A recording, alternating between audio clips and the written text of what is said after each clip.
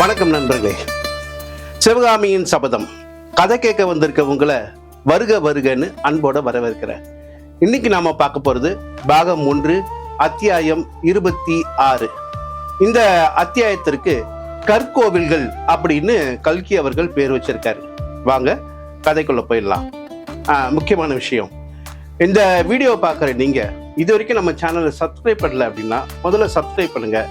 அப்படியே பக்கத்துல இந்த பெல் ஐக்கானை கிளிக் பண்ணி ஆல்னு கொடுத்துக்கோங்க. அப்பதான் நான் போடுற ஒவ்வொரு வீடியோவும் நான் போட்ட உடனே உங்களுக்கு நோட்டிபிகேஷன்ல வரும். அதுக்காக தான். வாங்க கதைக்குள்ள போயிடலாம்.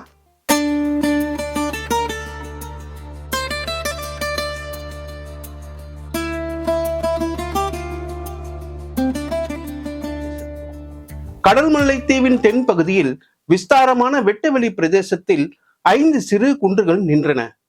அவற்றின் 3 குன்றுகளில் நூற்றுக்கணக்கான சிற்பிகள் வேலை செய்து கொண்டிருந்தார்கள். ஒவ்வொரு குன்றையும் குடைந்து கோயில் வடிவமாக அமைத்துக் கொண்டிருந்தார்கள். ஒரு கோயிலில் முன்மண்டபத்து தூண்கள் வேலையாகி கொண்டிருந்தன. இன்னொரு கோயிலில் மேல் விமான வேலை நடந்து கொண்டிருந்தது. 3வது குன்றை அப்போதுதான் குடைய ஆரம்பித்திருந்தார்கள். சிற்பிகளும் பணியாட்களும் தங்குவதற்காக சிறு கொட்டகைகள் நெடுகிலும் காணப்பட்டன. ஆயனரின் ஆரண்ய வீட்டை சுற்றி நாம் பார்த்தது போன்ற நெடுதுயர்ந்த மரங்களோ அடர்ந்த செடி கொடிகளோ அந்த பிரதேசத்தில் காணப்படவில்லை. வடக்கே வெகு தூரம் மணற்பாங்காய் இருந்தது. அதற்கப்பால் கடல் அலைகள் வெண்ணுரையுடன் அவ்வப்போது மேலெழும் காட்சி தோன்றியது. ஆனால் வடக்கேயும் வடமேற்கேயும் பார்த்தால் மற்றும் மாறான காட்சி தென்பட்டது. வானளாவிய பெரிய கட்டிடங்களும் அவற்றின் இடையிடையே நெடிய தென்னை மரங்களும் காட்சியளித்தன. இன்னும் அப்பால் நூற்றுக்கணக்கான கப்பல்களின் பாய்மரத்து உச்சிகளிலே வரிசை வரிசையாக ரிஷபக் கொடிகள் காற்றில் அசைந்தாடி கொண்டிருந்தன. சிற்ப வேலை நடந்து கொண்டிருந்த குன்றுகளுக்கு மத்தியில் ஒரு கல்யானை கம்பீரமாய் நின்றது. அதற்கு பின்னால் இன்னும் கம்பீரமாக அலங்கரிக்கப்பட்ட பல்லவ சாம்ராஜ்யத்தின் பட்டத்து யானை நின்றது. யானை மீது வந்த சக்கரவர்த்தியும் அவருடைய குமாரரும் கீழே இறங்கி கல்யானையின் அருகில் நின்றார்கள். அவர்கள் மீது வெயில் படாமல் ஒரு விசாலமான வெண்குடையை பணியாட்கள் பிடித்து கொண்டிருந்தார்கள். இதே இடத்தில் 7 ஆண்டுகளுக்கு முன்னால் மகேந்திர சக்கரவர்த்தியும் அவருடைய குமாரரும் வந்து இதே விதமாய் நின்றதுண்டு. ஆனால் அங்கு நின்ற குன்றுகளும் பாறைகளும் அப்போது மொட்டை குன்றுகளாகவும் மொட்டை பாறைகளாகவும் இருந்தன. அப்பா, அந்த பாறையின் நிழலை பாருங்கள், அது யானையை போல் இல்லையா என்றான் பல்லவ குழந்தழைக்க வந்த நரசிம்மவர்மன். அவன் சுட்டிக்காட்டிய நிழலை சக்கரவர்த்தி பார்த்தார். ஆஹா என்று அவர் வாயிலிருந்து புறப்பட்ட வியப்பொலியில் விவரிக்க முடியாத பல உணர்ச்சிகள் தொனித்தன. சற்று நேரம் மகேந்திரர் சிந்தனையில் ஆழ்ந்து வெளி உலக பிரஞையே இல்லாதவராய் நின்றார். பிறகு நரசிம்மரை தழுவிக்கொண்டு, குழந்தாய், எப்பேற்பட்ட அதிசயமான உண்மையை கண்டுபிடித்து கூறினாய். நீ கூறிய வார்த்தையின் மகிமை முழுவதும் உனக்கே தெரிந்திராது என்றார். 12 பிராயத்து சிறுவனான நரசிம்மன் மேலும் உற்சாகத்துடன், அப்பா, அந்த குன்றின் நிழலை பாருங்கள், கோயில் மாதிரி இல்லையா என்றான். ஆமாம் நரசிம்மா, ஆமாம், அந்த குன்றின் நிழல் கோயில் மாதிரி தான் இருக்கிறது. அதை கோயிலாகவே செய்து விடுவோம். இந்த 5 குன்றுகளையும் 5 கோயில்கள் ஆக்குவோம். இன்னும் இங்குள்ள சிறு பாறைகளை யானைகளாகவும் சிங்கமாகவும் நந்தியாகவும் ஆக்குவோம். இந்த துறைமுகத்தை சொப்பனலோகமாக்குவோம். 1000 வருஷங்களுக்கு பிறகு இந்த துறைமுகத்திற்கு வருகிறவர்கள் எல்லோரும் பார்த்து பிரமிக்கும்படி செய்வோம் என்றார். சீக்கிரத்திலேயே அந்த பிரதேசத்திற்கு சிற்பிகள் பலர் சிற்றுளிகளுடன் வந்து சேர்ந்தார்கள். குன்றுகளிலும் பாறைகளிலும் வேலை செய்ய தொடங்கினார்கள்.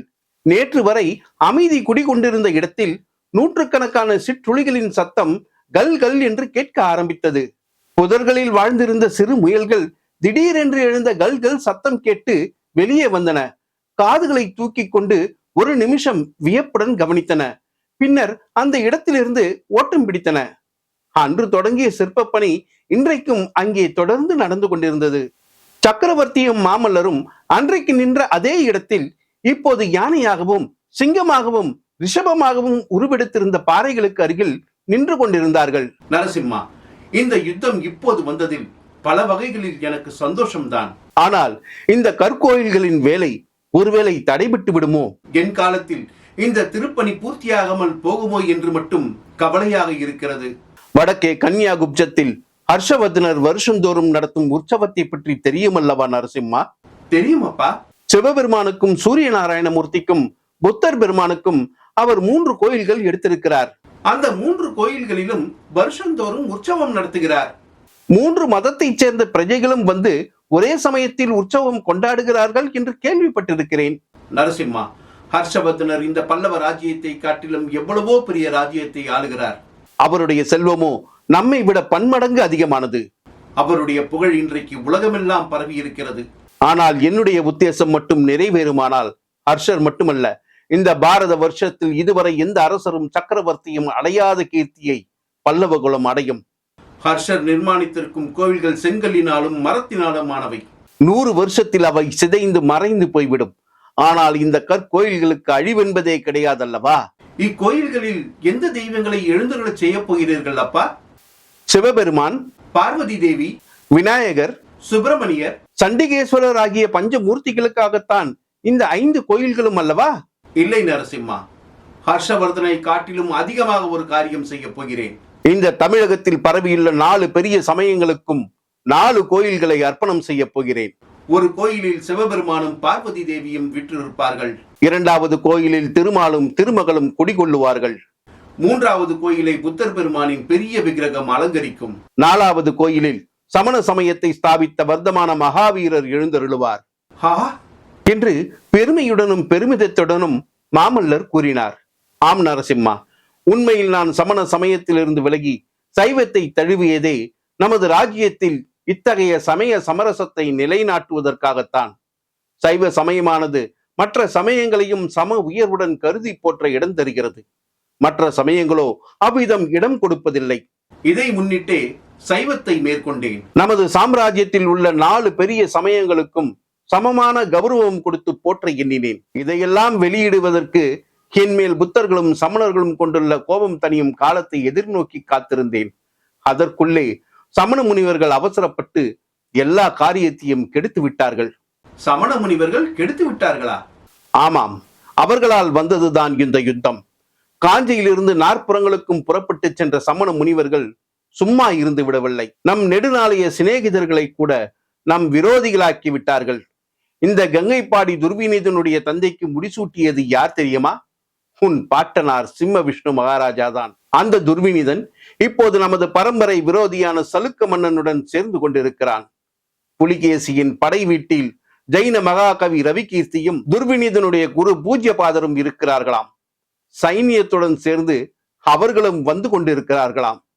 உலக பற்றற்ற முனிவர்கள், அதிலும் கொல்லாமை விரதம் கொண்ட சமண குருக்கள் போர்க்களத்திற்கு வருவது என்றால், ஆஹா, அவர்களுக்கு என்மேல் எவ்வளவு துவேஷம் ஏற்பட்டிருக்க வேண்டும். அதை பற்றி என்ன கவலையப்பா? சமண முனிவர்கள், புத்த பிக்ஷுக்கள் எல்லோரும் நம் விரோதிகளுடன் சேரட்டும்.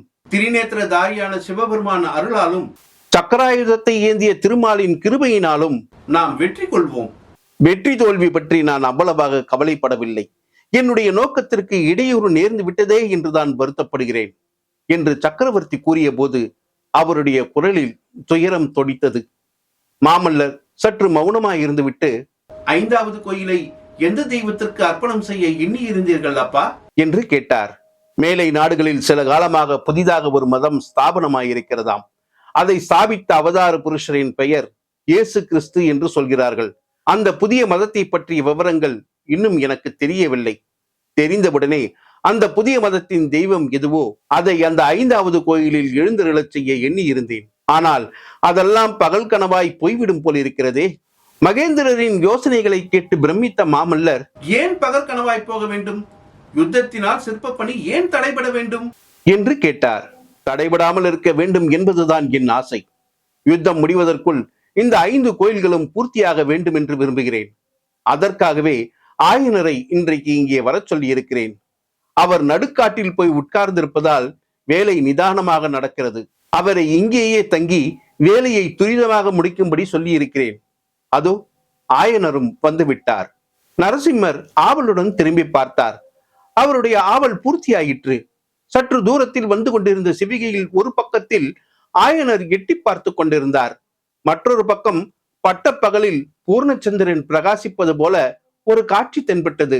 அந்த பூர்ணச்சந்திரன் சிவகாமியின் வதன சந்திரன் தான் என்று சொல்லவும் வேண்டுமோ? இப்படி இந்த கதையை கல்கி அவர்கள் முடிக்கிறாரு. மீண்டும் அடுத்த அத்தியாயத்தோட நாளைக்கு உங்களை சந்திக்கிறேன். அதுவரை உங்களிடமிருந்து விடைபெறுகிறேன். நன்றி, வணக்கம். வணக்கம். கண்ணன் என்றங்கே ஒரு கள்வன் உளன் என்று கண்ணியர் சொன்னதெல்லாம் மெய்தானோ கிளியே?